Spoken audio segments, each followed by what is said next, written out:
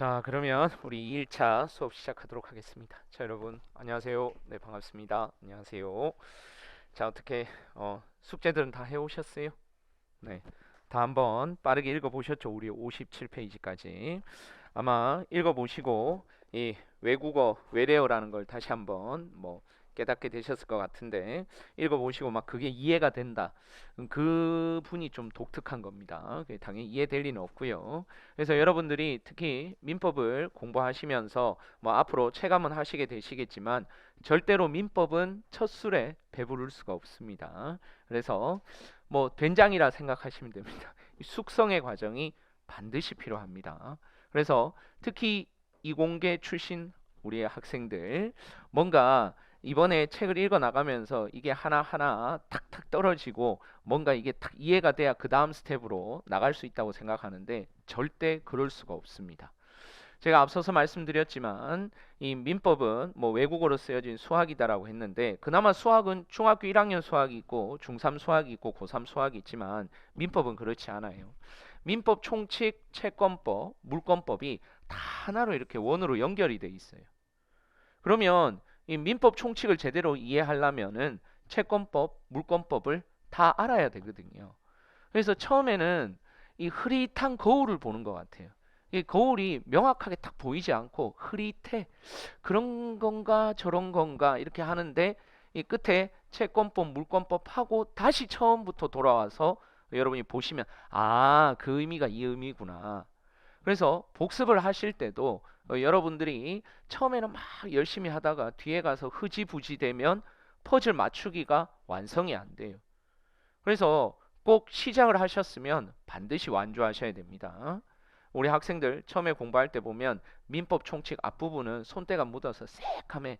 근데 뒷부분 가보면 막 포기하고 지쳐가지고, 이렇게 되면 결국은 제대로 완성이 안 된 상태로 또 3년 지나갑니다. 그러니까 여러분들이 절대 민법 공부하실 때는 조급해 하시면 안 됩니다. 모르면 넘어가셔야 됩니다. 어차피 뒤에 다 할 거기 때문에. 앞부분에서 잘 이해가 안 된다고 여러분 끙끙대고 막 분석하고 막 네이버 검색해보고, 다 쓸데기 없는 짓입니다. 아시겠죠? 그래서 자연스럽게 뒤에 가면 알게 될 것들이다. 그래서 이 특히 기본 강의를 강의하는 강사의 가장 중요한 덕목 중에 하나는 언제 무엇을 설명할 것인가를 잘 취사 선택해서, 민법 총칙 할 때 요 내용 설명하고 채권법 할 때 요 내용 설명하고. 그래서 특히 처음 과목인 민법 총칙을 제가 설명할 때 떡밥을 군데군데 던져 놓습니다. 뒤에서 채권법, 물권법 할 떡밥들을 군데군데 던져 놓으면 여러분들 흐릿하게 보이겠죠, 그렇죠? 근데 나중에 이제 채권법, 물권법 1월 중하순 넘어가면, 아하, 이게 이런 거였구나라고 해서 하나의 퍼즐이 이렇게 완성이 되는 부분이니까, 그런 면에서라도 여러분들이 복습하실 때 내용을 하나하나 뜯어서 분석하는 것은 제가 할 일이고요. 여러분들은 그냥, 특히 인문 강의는 책 내용을 여러 번 반복해서 볼 필요는 없고 그냥 강의만 여러 번 들으시면 됩니다. 강의를 여러 번 들으면서 개념이 빨리 익숙하게 되시면 나중에 기본 강의 하시는데도 훨씬 더 수월할 겁니다. 민법은 된장이라고요. 숙성의 과정이 필요하니까 절대로 첫 술에 배부를 생각은 꿈꾸지 마십시오. 아시겠죠? 자, 그러면 이제 우리 본격적으로 민법에 대해서 같이 공부를 해볼 텐데요. 우리 교재로는 3페이지입니다. 우리 교재로는 3페이지인데, 우리가 어저께 이제 전체적으로 선행의 필요성, 거기에 따라서 어떻게 우리 2월 달까지 여러분들이 공부해야 되는지 개괄적으로 제가 설명을 드렸고요. 그 다음에 항상 그와 관련해서 궁금한 점은 저한테 개별적으로 또 카톡 하시고, 이렇게 해서 여러분 시행착오를 잘 줄여 나가시기 바랍니다. 그리고 3페이지에서 이제 본격적으로 민법이 무엇인가 해서 3페이지 첫 줄에, 민법이란 사법상 권리 변동을 규율하기 위한 일반법이다라고 해서, 이때 말하는 사법이 공법하고 어떻게 구별되며, 그럼 이런 사법의 대표 주자인 민법의 기본적인 가치관이 어떻게 되느냐라고 해서, 민법을 관통하는 기본 원리, 그 가치관과 관련해서는 우리 사적 자체의 원칙과 그 다음에 이에 상충되는 사회적 형평, 공공의 복리의 개념 이런 내용들 우리가 확인을 해봤죠. 자, 그러면 이제 본격적으로 다시 한번 그 문장 민법이란 사법상 권리 변동, 즉 이때 말하는 권리가 변동된다는 것은 세 가지 측면이죠. 첫째, 권리가 발생되거나, 둘째, 권리가 변경되거나, 셋째, 있던 권리가 소멸하는 요 세 가지 현상이 이제 권리 변동인데, 이것을 규율하기 위한 일반법이다. 그럼 뭐 여러분들이 어렵지 않게 확인할 수 있겠지만 그 일반법의 반대말이 뭐겠죠? 특별법이겠죠. 그래서 이 민법은 사법상 권리 변동과 관련해서 어느 경우든 적용될 수 있는 일반적인 법이긴 한데요. 예를 들어 가지고 사법상 권리 변동을 규율하기 위한 각종 특별법이 한 몇 개 정도 있을 것 같아요. 대한민국에 100여 개가 넘습니다. 그러니까 수백 개의 특별법들이 있죠. 뭐 예를 들어 여러분들이 신림동에 원룸 계약을 체결했다. 그러면 이거는 그 주택에 대한 임대차거든요. 그래서 주택의 임차인을 보호하기 위한 주택임대차 보호법 같은 거, 이런 것들은 우리 사법상 권리 변동을 규율하기 위한 특별법이겠죠. 특별법. 근데 그 특별법에 구체적인 내용이 없다. 그러면 당연히 어느 법으로 그 일반법인 민법에 와서 적용이 돼야 되겠죠. 그렇죠? 뭐 그런 것들. 자, 그래서 방금 전에 이제 이 일반법의 개념, 특별법과 구별되는 일반법의 개념을 봤는데, 우리가 본격적으로 민법은 한마디로 사법상 권리 변동을 규율하는 일반법이다. 그럼 이제 핵심은 사법상의 권리 변동인데요. 그럼 우리가 이번 시간에 배워야 될 것은 사법상의 권리가 되겠습니다. 먼저 이게 권리가 뭔지부터 확인하고, 이러한 사법상 권리도 수백 가지가 넘습니다. 그 중에서 우리가 주로 배우게 될 것은 재산권이죠. 재산권.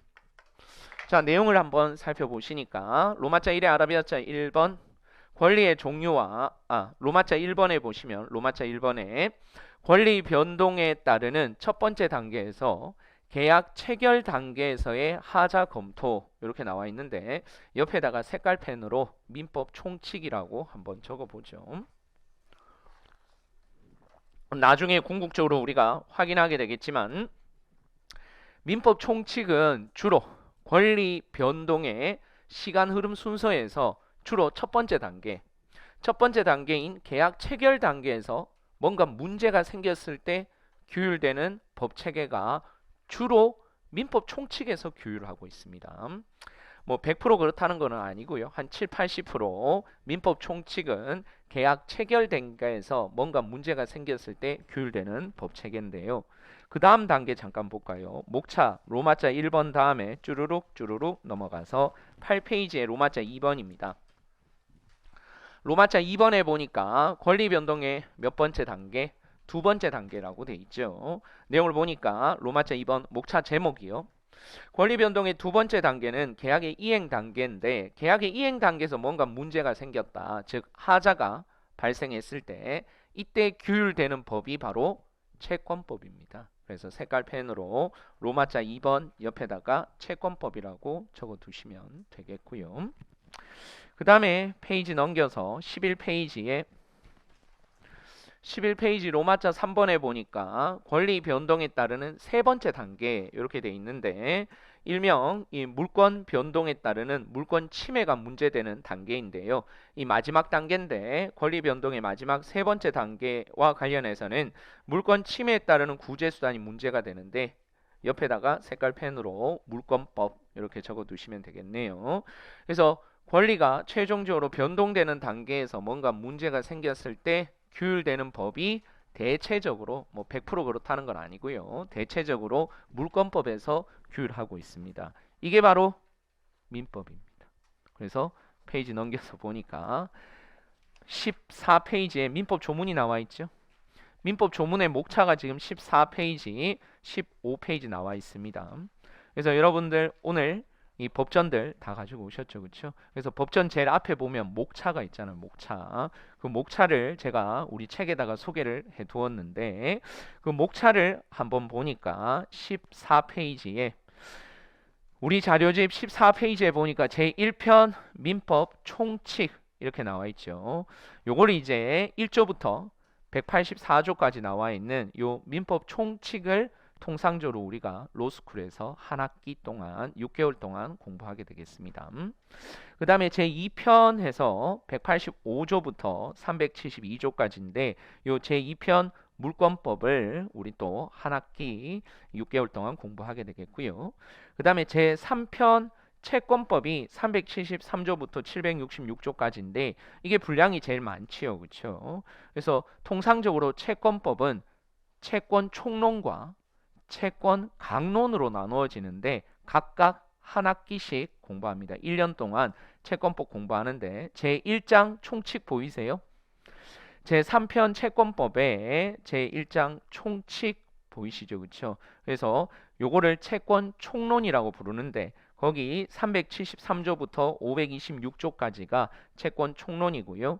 그 다음에 그 3단 편집되어 있는 그 오른쪽 3면에 14페이지 제일 오른쪽에 보시면 제2장 계약이라고 되어 있죠. 그렇죠? 제2장부터 나오는 요 내용이 이제 채권 강론이 되겠습니다. 채권 강론. 그래서 제2장부터 그 다음 15페이지에 제5장 불법행위까지 해가지고 요거를 통상적으로 채권 강론이라고 하는데 보통은 학교 커리큘럼상 이 채권 강론도 양이 많기 때문에 채권 강론도 보통은 1년 과정입니다. 그래서 그 제2장 계약 나와 있는 채권 강론의 제3장 앞에 제15절 화해라고 되어 있는 부분 보이세요? 그 15페이지 그 3단 편집에 제일 왼쪽 위에 그 제일 왼쪽에 제15절 화해라고 731조부터 나와 있는 요 내용까지를 한 학기 배우고 그 다음에 사무관리 부당이득 불법행위 요걸 또 한 학기 배웁니다. 물론 학원에서는 한 이틀 합니다. 네, 이틀 하는 걸 학교에서는 한 6개월 공부합니다. 자, 그 다음에 제4편 친족이 나오고 그 다음에 마지막 제5편이 상속이죠. 그렇죠? 조문이 어마무시하게 많은데 그런데 이거는 내용적으로 중요도가 떨어지기 때문에 제4편인 친족과 제5편인 상속을 합해서 친족 상속법이라고 부르는데 요 통상적으로 한 학기 합니다. 학교에서 한 학기 하고요. 학원 강의는 통상적으로 제일 긴 강의가 5일짜리 강의입니다. 5일. 그래서 뭐 변호사 시험은 객관식으로는 한 4문제 정도 나오고요. 민법이 총 35문제 나오는데 그 중에 한 친족 상속법이 4, 5문제 정도 나오고 그 다음에 사례형으로는 뭐 한 2, 3년에 한 번 정도 작은 쟁점으로 친족 상속법이 나오기 때문에 학원 강의는 한 5일 정도 이렇게 진행이 됩니다. 가장 큰 긴 기본 강의가. 그래서 친족 상속법은 통상적으로 수험적으로 보면 한 2학년 2학기쯤 요때 공부하시면 됩니다. 물론 학교마다 몇몇 학교 제가 특정 학교를 얘기하기는 그렇고 몇몇 학교는 1학년 1학기 때 친족 상속법을 공부하는 학교가 있는데 뭐 수험적으로는 진짜 의미 없는 거죠. 네, 한 2학년 2학기쯤 해도. 그래서 기본 강의나 우리 입문 강의 때 친족 상속법은 따로 하지 않습니다. 그래서 그거는 이해하고 계시면 되겠는데 자, 이제 우리가 어저께 설명드렸듯이 민법은 결국 이 민법의 해석을 통해서 구체적인 민사 분쟁을 적용하는 거잖아요. 그렇죠? 그래서 항상 성문법주의 국가에서는 이러한 법조문의 체계를 여러분이 잘 이해하고 계셔야 되겠고 이게 실천적으로는 사례형 문제가 나왔을 때는 옆에 법조문이 주어지기 때문에 오늘 이 민사 분쟁과 관련해서 민법 몇 조가 문제되는 거지 찾으셔야 돼요. 근데 이 조문의 위치를 못 찾잖아? 그럼 조문 찾다가 시간이 다 가. 1시간 동안 100점짜리 사례를 써야 되는데 이게 조문이 어디 붙어 있는지 잘 몰라. 우리 학생들이. 그러면 옆에 무기는 있는데 이 무기를 사용을 할 수가 없는 거예요. 그렇죠? 그러니까 기본적인 조문 체계들 잘 숙지하시고 특히 2학년, 3학년 올라가시게 되면 공부할 양이 또 확 늘어나거든요. 조문 볼 시간이 많이 없습니다. 언제밖에 없어? 네, 1학년밖에 없습니다. 그래서 1학년 때 항상 조문을 보는 습관을 들이셔야 돼요. 무슨 말이냐 하면 나중에 텍스트를 읽어 나가면 뭐라고 하고 갈로에서 제 몇 조 이렇게 소개가 돼 있거든. 그럼 여러분들은 습관적으로 그 몇 조를 찾아가서 한번 눈으로 읽어 보는 거예요. 아시겠어요? 그래서 교과서나 수험서는 조문을 그대로 소개하지 않습니다. 조문은 추상적으로 개념화되어 있기 때문에 여러분이 그 읽어도 무슨 얘기인지 몰라요. 조문을 처음에 공부할 때는. 그래서 그걸 풀어서 수험서나 기본서에 소개가 돼 있잖아요. 근데 꼭 어디로 가서 한 번 더 확인해 봐야 된다. 조문집으로 가서 확인해 봐야 돼. 당연히 시간이 걸리겠지. 그렇죠? 그래서 그 시간 걸리는 작업을 언제 끝내야 된다고? 1학년 때 끝내셔야 돼요. 그리고 1118조 중에 웬만한 중요 조문 다 외우고 있으셔야 됩니다. 네. 자, 그래서 다시 한번 조문을 살펴보시면 지금 조문 틀잡기 하고 있는 거예요. 제가 방금 전에 권리 변동의 시간 흐름 순서에 따라서 계약 체결 단계에서 뭔가 문제가 생겼을 때는 민법 총칙이 주로 규율되고 계약의 이행 단계에서 뭔가 문제가 생겼을 때는 주로 채권법이 적용이 되며 권리 변동의 마지막 단계에서 규율되는 법체계는 주로 물권법이다. 그런데 우리 민법 조문의 순서는 민법 총칙 그 다음에 채권법이 아니라 물권법 다음에 채권법이 나와 있죠. 그렇죠? 그래서 이 사법시험 시절에 학부에서는 통상적으로 법조문 순서에 따라 민총, 물권, 채권 이렇게 공부를 했었는데 근데 실제로 권리 변동의 시간 흐름 순서에 따라 보니까 물권법보다 채권법이 앞서 있죠. 그래서 로스쿨에서는 채권법을 먼저 배웁니다. 물론 학교마다 좀 이상하게 커리큘럼이 1학년 1학기 때 물권법이 있는 학교도 있긴 있지만은 거의 한 80% 가까이는 1학년 1학기 때 민총하고 채권법. 그래서 민법의 핵심은 채권법입니다. 아시겠죠? 그래서 권리 변동의 시간 흐름 순서에 따라서 커리큘럼이 일반적으로 짜여져 있습니다. 자, 그런데 그 법조문의 특징이 먼저 제1편에 보시니까 14페이지에 3단 편집의 제일 왼쪽 면에 보니까 제1편 민법 총칙이라고 나오는데 결론적으로 민법 총칙은요.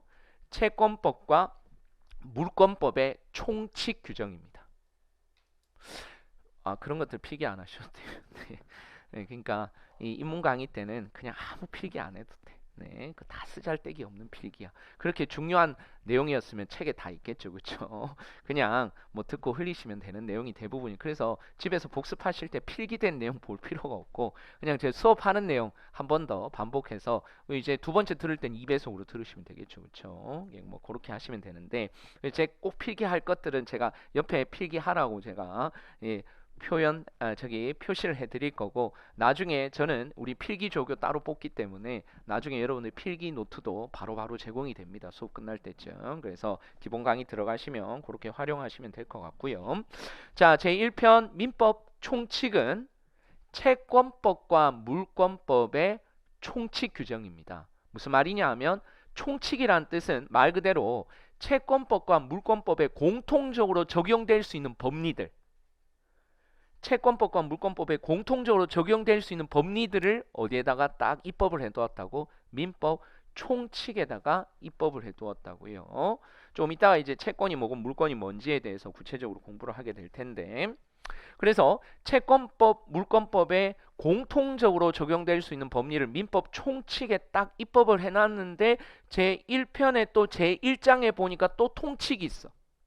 그러니까 또 민법 총칙이 1조부터 184조까지 있는데 1조부터 184조 정확하게는 3조부터 184조에 공통적으로 적용될 수 있는 통칙 규정을 또 앞에다가 1조, 2조 딱 입법을 해놨어. 제2편의 물권법에 보니까 또 물권법의 제1장엔 또 뭐가 있네? 총칙이 있네. 제3편의 채권법에도 제1장에 보니까 총칙이 있고 제4편, 제5편 친족 상속법에도 제일 앞에 보면 또 총칙 규정이 있죠.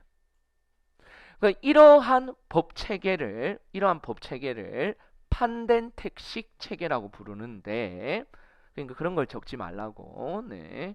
그래서 이런 체계를 판덴텍식 체계라고 하는데 쉽게 얘기해서 앞에 공통적으로 적용될 수 있는 법리를 앞쪽에다가 배치하고 구체적이고 개별적으로 적용될 수 있는 사안을 뒤에다가 구성하는 체계를 판덴텍식 체계라고 하는데 그걸 여러분들이 이해하도록 쉽게 하자면 귀납적 구성이 아니라 연역적 구성이라는 거예요.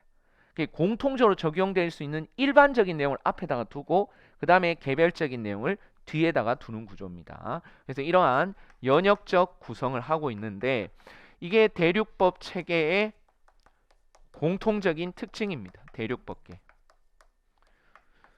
나중에 여러분들이 이제 뭐 법에 대한 기본적인 상식으로 공부를 하다 보면 크게 법 체계가 이제 대륙법 체계와 영미법 체계가 있는데, 기본적으로 대륙법 체계는 이제 독일 민법이 이제 핵심적인 내용인데, 이러한 독일의 대륙법계 체계는 기본적으로 이 성문화된 법률이 있는데, 이러한 성문화된 법률의 기본적인 특징이 공통적으로 적용될 수 있는 법률을 앞쪽에다 놓고 이제 개별적인 내용들을 뒤에다가 놓는 구조. 요런 구조입니다. 대륙법계 체계가. 아시겠죠? 그러니까 법 조문이 아주 논리적이고 정치예요. 그래서 이 법 공부하는데 시간이 되게 많이 소요되는 거야. 그래서 독일에서도 영미법식 체계에 로스쿨 도입했다가 10년 만에 포기한 이유가, 이게 짧은 기간 안에 이 독일의 이거 법 체계를 다 소화를 못 한다는 거야. 영미법은요, 이러한 성문화된 법이었기 때문에 그냥 케바케야. 케이스 바이 케이스이기 때문에, 이 귀납적이기 때문에 각각의 케이스만 공부하시면 돼. 근데 우리 대륙법 체계는 이게 앞에 통칙이 있고 밑에 각칙이 있고, 이게 조문이 아주 정치하고, 그 다음에 1조부터 1118조가 다 유기적으로 하나야. 그래서 이게 논리적으로 아주 복잡다단하다는 거예요. 아시겠죠? 그래서 아무튼 우리 법 체계의 특징은 항상 앞에다가 총론을 두고 뒤에다가 강론을 두는 구조입니다. 이거는 형법, 헌법 다 마찬가지입니다. 이해되세요? 근데 이렇게 공부를 하니까, 법 체계대로 공부를 하니까 불편한 점이 있어. 우리는 뭐를 풀어야 되느냐 하면 개개 사례를 풀어야 된다 그랬잖아. 구체적인 민사 분쟁을 추상적인 이 민법 조문에다가 적용을 해야 되니까, 이런 법 체계가 사례 문제를 푸는 데 있어서는 조금 불편하다. 왜냐하면 오늘 이 민사 분쟁이 민총의 그 3조에 해당되고, 물권법에는 185조와 관련한 쟁점인데, 동시에 이게 채권법의 다른 어떤 쟁점하고 쭉 연결이 되는 거예요. 하나의 민사 분쟁이 민총, 채권, 물권법에 다 연결이 돼 있다 보니까 이걸 따로 공부를 하다 보니까 이게 사례가 안 풀린다는 거예요. 그래서 제가 재구성을 해본 거예요. 그래서 3페이지로 다시 돌아와서 3페이지에 제목을 보니까, 3페이지 우리 교재 3페이지 제목을 제가 다시 읽어볼게요. 권리 변동의 시간적 흐름 순서에 따른 민법 체계를 제가 재구성했다라는 거예요. 재구성.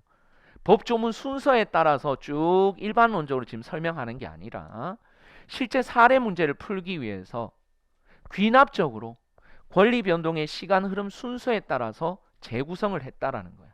그래서 이와 관련해서 이제 우리가 이 민법 체계를 한번 갈아엎어서 실제로 이제 사례 문제를 풀이하는 순서대로 한번 민법 체계를 재구성해 보도록 하겠습니다. 근데 아직 민법 체계를 공부한 적도 없는데 이걸 다시 한번 갈아엎어 가지고 사례를 푸는 순서대로 다시 공부를 하려고 하니까 여러분 입장에서는 당연히 한 번에 이해가 안 되겠죠. 그렇죠? 이거는 다 끝나고 나중에 다시 한번 들어와서 보면, 아, 맞아 이렇게 권리 변동이 흘러갔고 이때 각각 적용되는 법리가 요러한 것이었지. 요거는 나중에 최종적으로 알게 될 내용이다. 그래서 오늘은 로마자 1번 첫 번째 단계예요. 로마자 1번의 권리 변동에 따르는 첫 번째 단계인데, 계약 체결 단계에서의 하자와 관련해서 일단 첫째, 민법은 사법상 권리 변동을 규율하는 일반법이라고 했으니, 그럼 여기서 말하는 권리가 뭐냐? 양갈로 1의 권리는 일정한 이익을 누리게 하기 위해서 법이 인정하는 힘이다. 제가 어저께 법이 뭐라 그랬어요? 강제력을 가지고 있는 사회생활 규범이다. 즉 권리가 있으면 그 권리를 국가 공권력의 도움을 받아서 강제로 자신의 권리를 실현할 수 있겠죠. 거꾸로 갈로 안의 의무는 법률상의 구속이다. 그리하여 의무자는 그의 의사와 관계없이 반드시 의무를 이행해야 된다니까요. 법적인 의무는 뭐가 있다? 강제력이 있다는 거죠. 강제력. 이러한 권리 중에 민법이 규율하는 권리는 공권이 아니라 사권이다. 그래서 사법상의 권리, 그 중에서도 제일 중요한 게 바로 이 재산권이다라는 거죠. 그래서 재산권은 당연히 뭐 개념적으로 어렵지는 않죠. 갈로 안에 경제적 가치가 있는 이익을 누리는 것을 목적으로 하는 권리인데, 가장 중요한데, 이 재산권이 가장 중요한데, 사권 중에 재산권이 가장 중요한데 대표적으로 물권과 채권이 있다라는 거죠. 그래서 한마디로 민법은요, 물권과 채권 변동을 규율하는 일반법이네. 맞죠? 그렇게 요약될 수 있잖아요. 그래서 우리가 이제 물권이 뭐고 채권이 뭔지에 대해서 개념 정의를 해보도록 하겠습니다. 자, 물권의 개념을 보니까 권리자가 키워드 첫 번째 색깔펜으로 밑줄, 물건에다가 밑줄, 두 번째 기타 객체를 직접에다가 밑줄, 그 다음에 세 번째 배타적 권리에다가 밑줄. 자, 물권의 핵심 개념 표징은 세 가지입니다. 첫째 물건, 두 번째 직접성, 세 번째 배타성. 뭐 어렵진 않습니다. 물권은 권리자가, 즉 물권자가 물건 기타의 객체를 직접 지배해서 이익을 얻는 배타적 권리다. 일단 뭐 물건을 여러분이 모를 리는 없고요. 그 다음에 직접적으로 지배한다. 뭐 이것도 크게 어려운 개념은 아닌데, 이제 배타적 권리라는 게 조금은 어려운 개념이 될 수 있는데, 이 배타적 권리는 다른 사람의 간섭 없이, 이런 뜻입니다. 다른 사람의 간섭 없이 물건을 직접적으로 지배할 수 있는 권리라니까. 그래서 대표적으로 물권의 대표 주자가 우리가 어저께 배웠던 소유권이거든요. 제가 이 물통에 대한 소유권을 가지고 있어. 근데 이 소유권에는 세 가지 권능이 있다 그랬잖아. 소유권의 세 가지 권능이 뭐였죠? 사용할 수 있는 권능. 사용하고, 그 다음에 이 친구한테 300원 주고 임대할 수 있는, 수익할 수 있는 권능, 또 팔아먹을 수 있는, 처분할 수 있는 권능. 제가 이 물통이라는 동산이거든요. 뒤에서 공부하는데, 이 물통이라는 동산, 물건을 제가 다른 사람의 간섭 없이 제가 이 물건을 직접적으로 지배할 수 있는 권리, 소유권이 있다니까요. 이게 바로 뭐다? 물권이다. 근데 가능한 한 여러분들이 그 개념과 조금 친숙해지려면 암기하는 것도 하나의 방법입니다. 반복해서 듣는 것도 하나의 방법이지만 빨리 암기해 두시면 나중에 기억이 좀 더 빨리 나겠죠. 그래서 그거는 밑줄로 제가 세 가지 밑줄 하셨는데 한 번 더 읽어볼게요. 물권은 권리자가 물건 기타 객체를 직접 지배해서 이익을 얻는 배타적 권리이다. 이 권리는 권리자, 즉 물권자가 객체, 즉 물건이죠. 물건의 직접 지배력을 발휘하는 것이며 권리를 실현하기 위해서 다른 사람의 협력을 필요로 하지 않습니다. 근데 재밌게도 우리 물권법 첫 조문인 그 갈로 안에 185조에 보면 물권은 법률 또는 관습법에 의해서만 땡땡 될 수 있다. 창설될 수 있다. 그 말은 물권을 창설하려면, 물권을 만들려면 당사자 사이의 자유로운 합의로 막 만들고 이러면 안 된다는 뜻이야. 반드시 국가가 정해준 그 법률이나 나중에 배우게 될 관습법에 의해서만 창설될 수 있다. 즉 물권의 창설은 사적 자치의 원칙이 적용이 된다 안 된다? 안 된다. Why? 왜 그런 걸까요? 왜 물권을 만드는 거는 당사자가 임의로 자유롭게 못하는 것일까? 물권의 특징 때문이죠.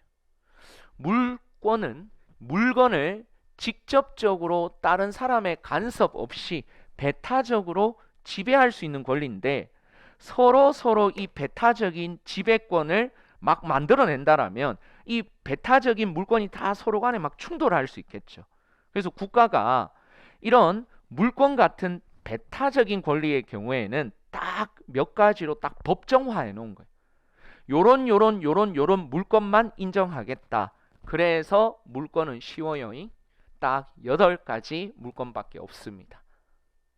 그래서 그 다음 문장에 우리 민법전이 인정하고 있는 물권으로는 점유권, 소유권, 지상권, 지역권, 전세권, 유치권, 질권, 저당권 딱 8가지밖에 없습니다. 그래서 조문을 보세요.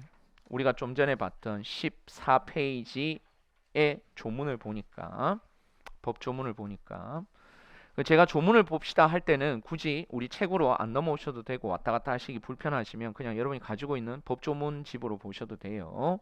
제2편 물권법의 목차를 보시면 우리 교재론 14페이지 제2편 물권법의 목차를 보시면 제1장 총칙이 나오고 제2장 점유권부터 제3장 소유권, 4장 지상권, 지역권, 전세권, 유치권, 질권, 저당권으로 끝나죠.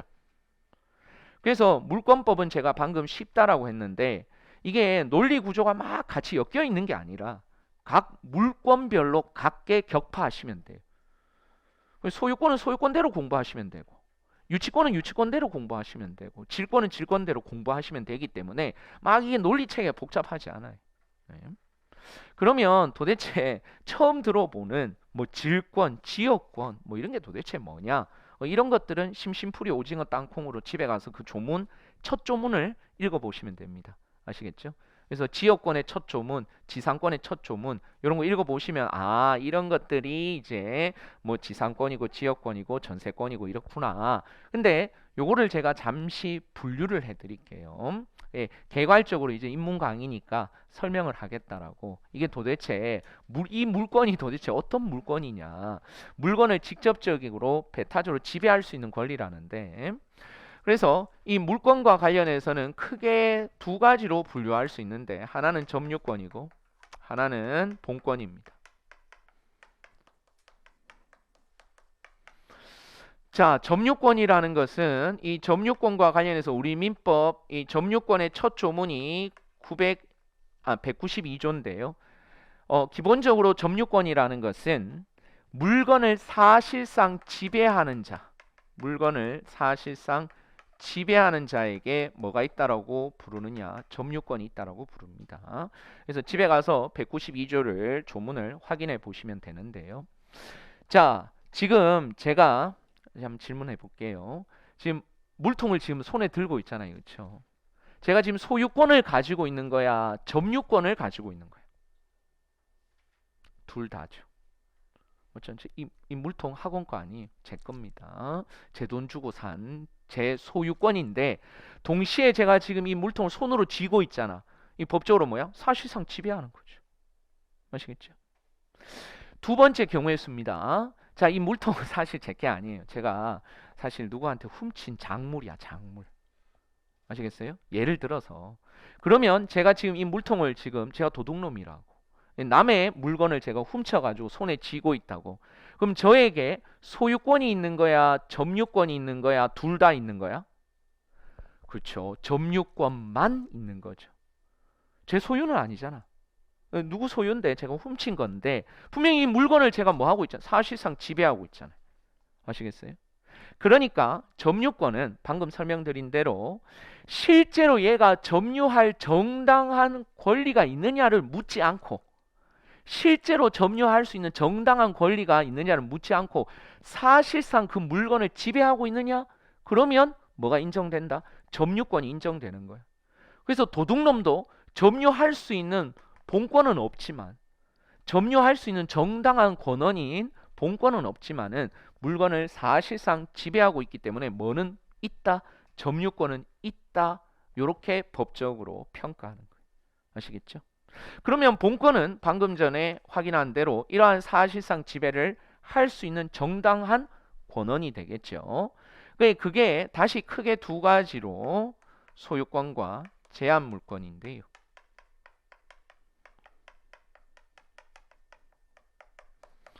제가 원래 글씨를 이거보다 훨씬 더 예쁘게 쓰는데 제가 지금 엄지손가락을 부러뜨렸어요. 네.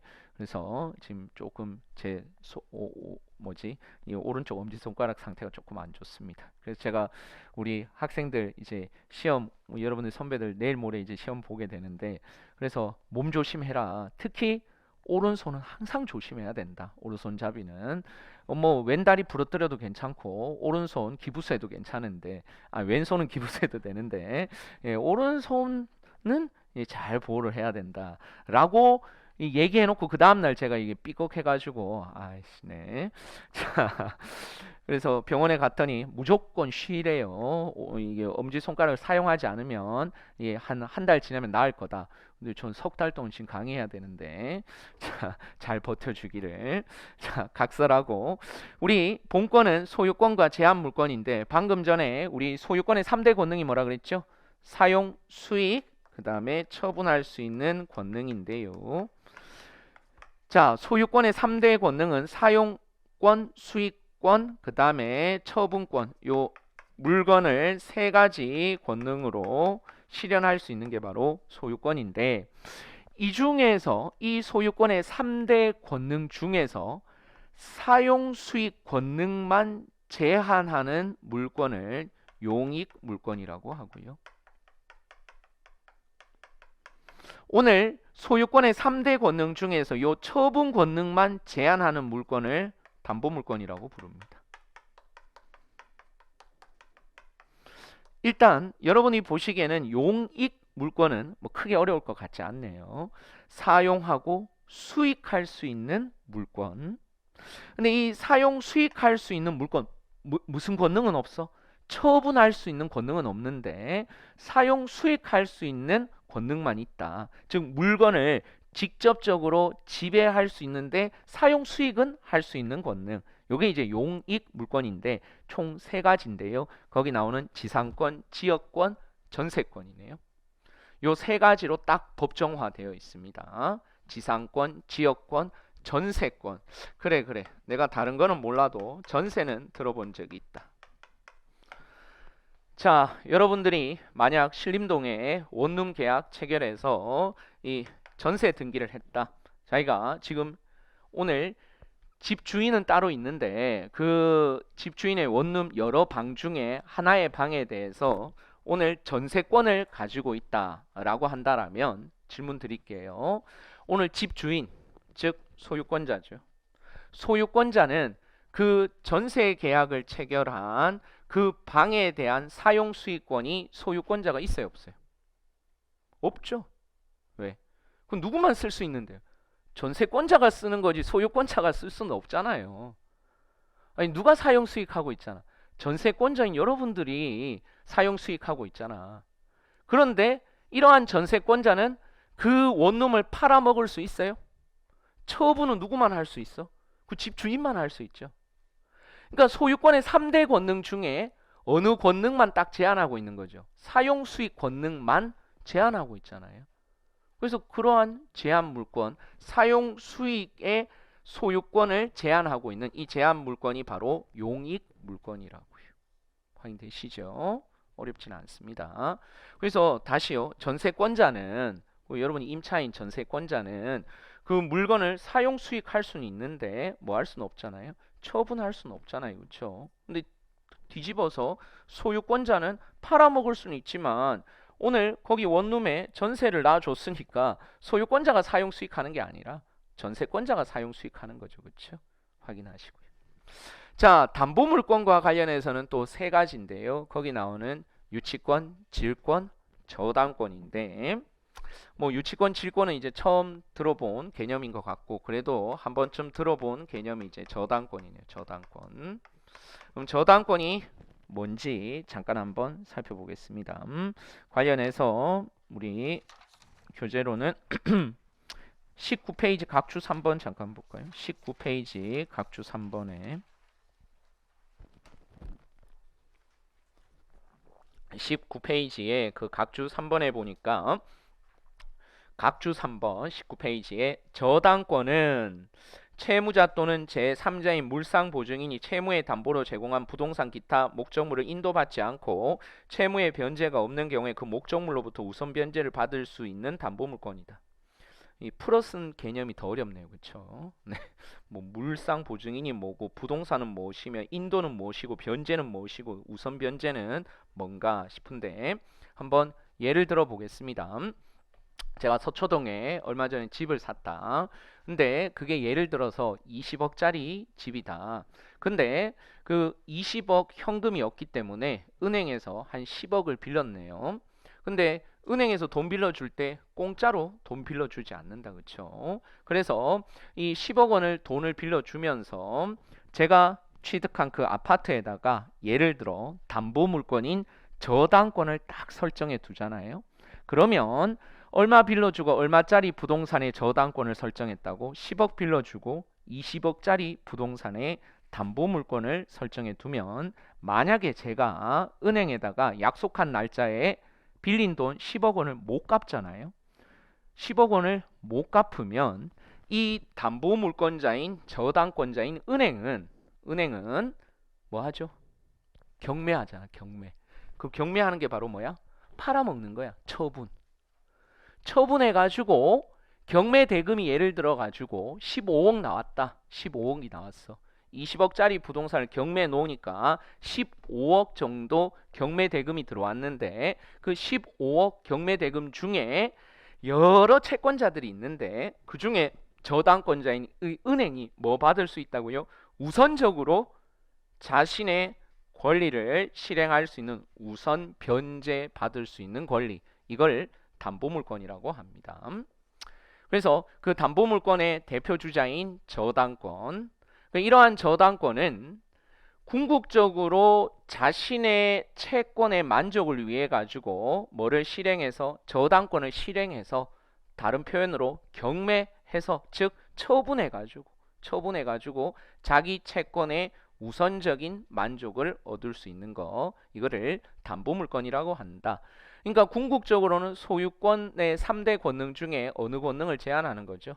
처분 권능을 제한하는 거죠. 저당권자가 왜 돈을 안 갚는 거야? 내가 처분해 버릴 거야. 그래서 처분해서 자기 채권의 만족을 얻는 겁니다. 아시겠죠? 그래서 이렇게 하시면 우리가 6개월 동안 배우는 물권을 다 한 거죠. 그래서 물권은 민법 185조에 따라서 임의로 창설하지 못해요. 얼마나 고마운지 수험적으로 딱 8가지밖에 없으니까. 근데 이거를 크게 다시 2가지로 실제로 점유할 수 있는, 실제로 물건을 직접적이고 배타적으로 지배할 수 있는 권능이 있는가를 묻지 않고 사실상 지배할 수 있는 점유권.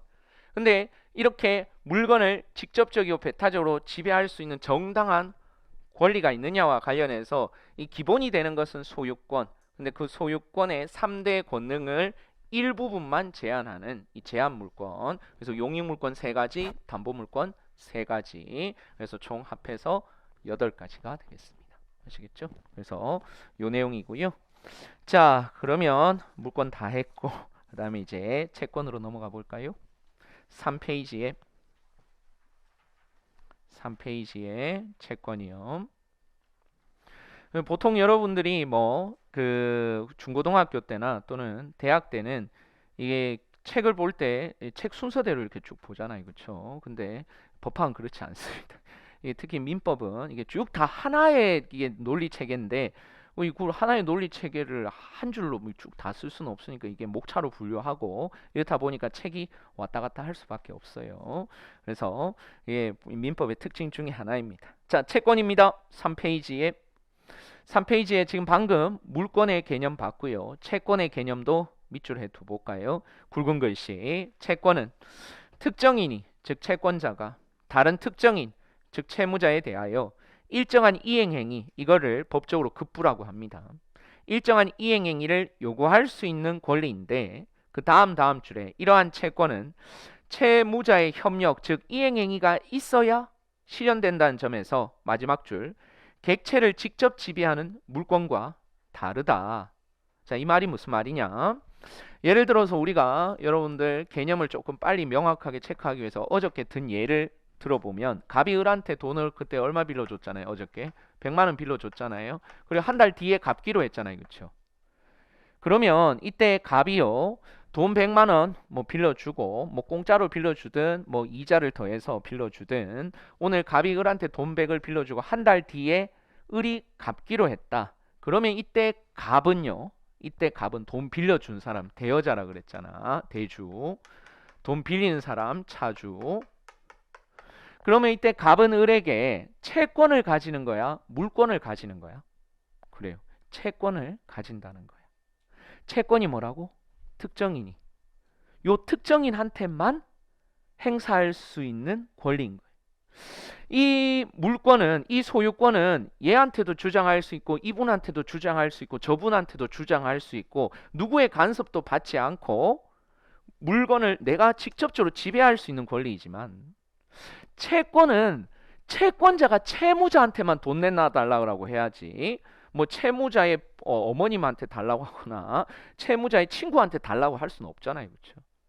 그래서 채권의 핵심은 특정인이 특정인한테 일정한 권리를 실현할 수 있는 내용이다. 그래서 채권의 경우에는 물권과 달리 궁극적으로 이 채권이 실현되려면 누가 이행해야 되지? 채무자가 이행을 해야 된다. 돈을 갚아야 된다고요. 물권은요, 누구의 간섭도 받지 않고 내가 지금 직접적으로 이 물건을 지배할 수 있는 거지만 채권은 그렇지 않다고요. 채권은 궁극적으로 채무자가 이행을 해야 자기 권리가 실현될 수 있는 거예요. 이해되시죠? 그래서 기본적으로 물권의 핵심 특징은 직접성과 배타성이고, 그 다음에 채권은 상대성이야, 상대성. 그래서 누구에게만, 채무자에게만 행사할 수 있는 권리다라는 거예요. 그래서 관련해서 이번에는 채권법 조문을 한번 정리해 보도록 하겠습니다. 그래서 통상적으로 채권법은 우리 로스쿨에서는 한 3학기 정도, 그래서 한 1년 6개월 정도 공부를 하게 되는데, 14페이지 법 조문이요. 법 조문. 법 조문에 제3편의 채권법에서 나오는 부분인데, 제3편 채권법에 먼저 제1장이 이제 채권 총론이라고 불리는 부분인데, 제1장 총칙에 보면 제1절 채권의 목적, 제2절 채권의 효력, 제3절 수인의 채권자 및 채무자, 쭈루룩 내려와서 제4절 채권의 양도, 제5절 채무의 인수, 제6절 채권의 7가지 소멸 사유 쭈루룩 나와 있죠. 그렇죠?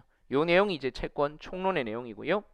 그 다음 14페이지 제일 오른쪽 면에 제2장 계약, 요 부분부터가 이제 채권 강론이라고 했는데, 채권 강론에 다시 총칙이 나와 있죠. 제1절 총칙이 나와 있고, 쭉 밑에 제2절 증여, 제3절 매매, 4절, 5절, 6절, 7절, 8절, 9절, 9절에 2, 10절, 11절, 12절, 13, 14, 15까지.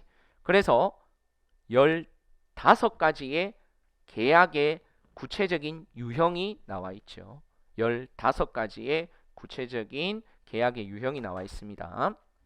대한민국 사회의 계약은요, 물권처럼 뭐 이렇게 딱 8가지로 법정화되어 있는 게 아니라 수천, 수만 가지 계약이 있을 수 있는데, 그 중에 대한민국 사회에서 가장 빈번하게 발생하는 15가지의 계약의 유형을 딱 입법해 놓고 어디에 대비해 두는 거죠? 법적 분쟁에 대비해 두는 거예요. 거기서 제 2절부터 해서 제 15절까지 중에서 저와 여러분 사이의 계약을 한번 생각해 볼까요? 저와 여러분 사이에 무슨 계약이 있어요?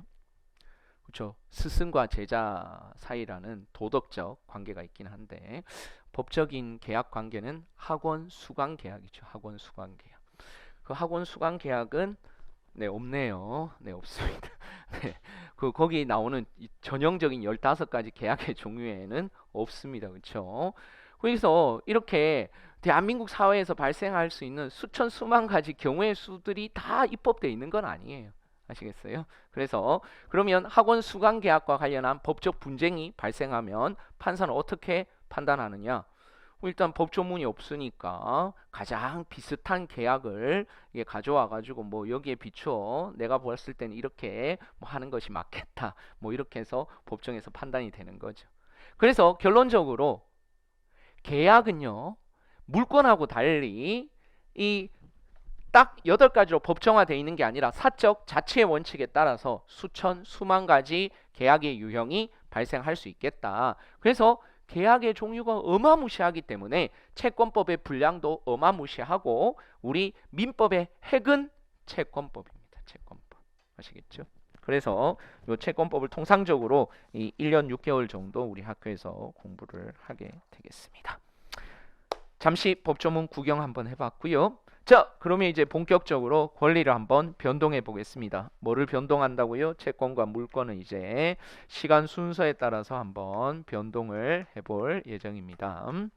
자, 그러면 우리 교재 3페이지 앞부분으로 다시 돌아와서 양갈호 2번입니다. 권리 변동을 위한 법률행위. 민법은 사법상, 즉 채권, 물권의 권리 변동을 규율하기 위한 일반법인데, 양갈로 이번에 권리는 발생, 변경, 소멸하는데 이것을 통틀어서 권리의 변동이라고 하는데, 이러한 권리 변동은 아무런 원인도 없이 생기는 것이 아니다. 그것은 일정한 원인이 있는 경우에 결과로서 발생하는데, 굵은 글씨네요. 이러한 권리 변동의 원인이 되는 것을 법률 요건이라고 하고, 그 결과로서 생기는 권리 변동을 법률 효과라고 하는데 모든 법은 요건, 효과로 구성되어 있습니다. 우리가 아직까지 본격적으로 민법 조문은 보지 않았는데 제가 어저께 형법 조문 하나 설명드렸죠. 형법 250조에 보니까 사람을 살인한 자는 사형, 무기징역 5년 이상의 징역에 처한다. 그러면 사형, 무기징역 5년 이상의 징역이라는 신체 구속이라는 효과는 앞에 어떤 요건을 충족했을 때 신체 구속의 효과가 발생하는 거죠. 사람을 살인하면, 그러면 형법 250조에서 나오는 사람을 살인하면 요 내용이 뭐야? 법률 요건. 그럼 사람을 살인하면 어떤 효과가 발생한다고? 형법적으로 사형 무기징역 5년 이상의 징역이라는 신체 구속이라는 효과가 발생하는 거죠. 그래서 모든 법조문은 요건, 즉 원인이 되는 요건과 그 원인에 따라서 일정한 효과가 발생하는 효과로 구성이 되어 있습니다. 아시겠죠? 자, 계속 읽어보는데 이러한 권리 변동은 네 번째 줄에 법률 규정, 즉 민법 규정이겠죠. 민법 규정에 의해서 권리가 변동되기도 하지만 사법상의 대원칙인 사적 자치의 원칙, 내 권리 변동은 내 의사대로 한다. 내 권리 변동은 내 의사대로 한다는 사적 자치의 원칙에 따라 당사자의 자유로운 의사에 의해서 변동되는 것이 일반적인데, 그래서 당사자의 의사 표시에 의해서 행하는 수천, 수만 가지의 행위를 이게 추상화된 법으로 만들려고 하니까 여기에 공통적인 개념으로 무슨 개념을 만들어냈느냐? 법률 행위라는 개념을 만들어냈습니다. 어디에서? 독일에서. 그래서 그 독일에서 만든 걸 일본에서 개수하고 그 일본에서 만든 걸 다시 우리 법에서 다시 승계받은 거죠. 그래서 민법 조문에서 가장 많이 나오는 단어가 법률 행위라는 단어입니다. 다시요. 민법 조문에서 제일 많이 나오는 단어가 뭐라고? 법률 행위라는 단어입니다. 법률 행위가 뭘까요? 다시 개념 정의해 볼까요? 가능한 한 암기하시면 좋을 것 같네요. 법률 행위란 의사 표시를 불가결한 요소로 하는 사법상의 법률 요건이며, 그럼 여기서 말하는 또 의사 표시는 뭐냐?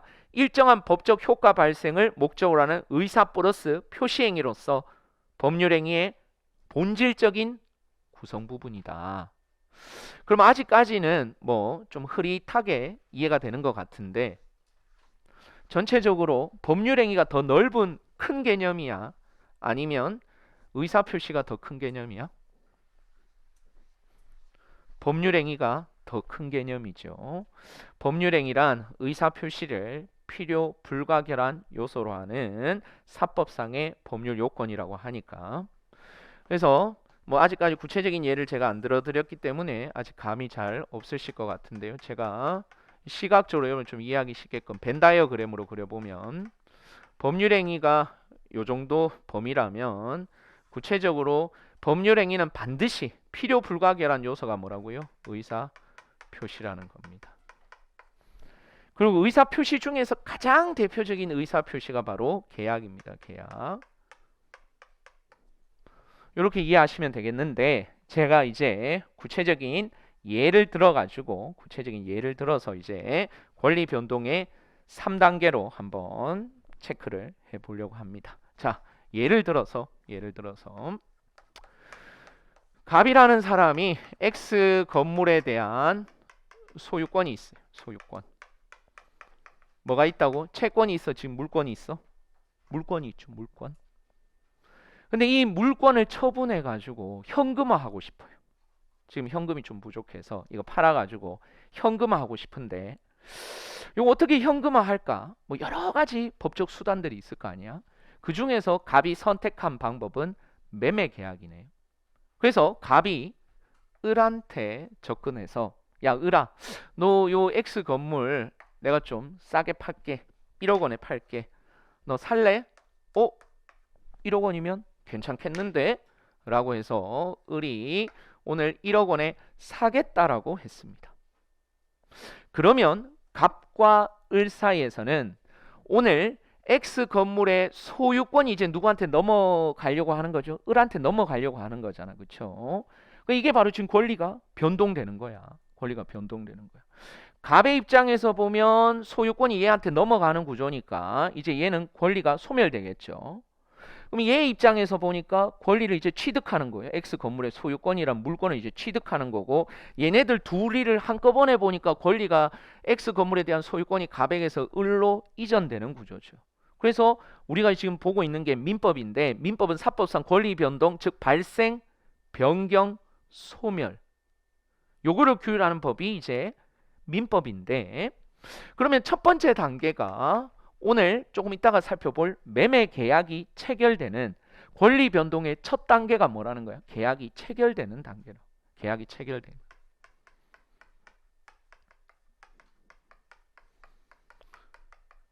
오늘 사안에서 매매 계약인데요. 자, 매매 계약이 체결이 되면 그 계약 내용에 따라서 계약이 이행이 돼야 됩니다. 계약이 이행되고, 계약이 이행되면 최종적으로 이제 물권이 변동하게 되겠네요. 그래서 기본적으로 권리 변동의 3단계가 이렇게 되는 구조가 되겠습니다. 좀 이따가 바로 구체적으로 제가 확인을 해볼 텐데, 근데 계약 체결 단계, 이행 단계, 물권 변동 단계에서 각각의 단계에서 아무 문제가 없다. 그럼 법이 관여할 이유가 없겠죠, 그렇죠? 근데 이 각각의 단계에서 뭔가 문제가 생겼다, 하자가 발생했다. 그러면 이제 관련해서 법적 분쟁이 생긴다는 뜻이잖아요. 그러면 이때 규율되는 법이 어떻게 될 것인가? 방금 필기하고 왔네요. 계약 체결 단계에서 뭔가 문제가 생겼을 때 규율되는 법이 주로 항상 그런 건 아닌 건데 주로 민법 총칙이 문제가 되고요. 계약의 이행 단계에서 뭔가 문제가 생겼을 때 규율되는 법 체계가 주로 채권법이고요. 이 물권 변동 단계에서 뭔가 문제가 생겼을 때 규율되는 법이 바로 물권법이라는 거예요. 그래서 이거를 우리가 통괄해서 오늘 하루 동안 이 내용을 다 할 내용입니다. 전체적으로 제가 틀 잡기를 아시겠죠? 그래서 이게 민법을 한번 전반적으로 지금 인문 강의니까 한번 틀 잡기 하겠다는 거예요. 뭐를 통해? 우리는 판덴택식 체계에 따라 연역적으로 보는 게 아니라 구체적 요 사안을 가지고 귀납적으로 구체적으로 한번 살펴보자라는 거예요. 아시겠죠? 그래서 그 내용을 아마 미리 읽어보신 분들은 그 4페이지부터 이제 구체적으로 나오는데요. 그 4페이지부터 나오는 내용을 바로 이어서 확인하도록 하겠습니다. 잠시 한 10분 정도 쉬었다가 바로 진행하도록 할게요.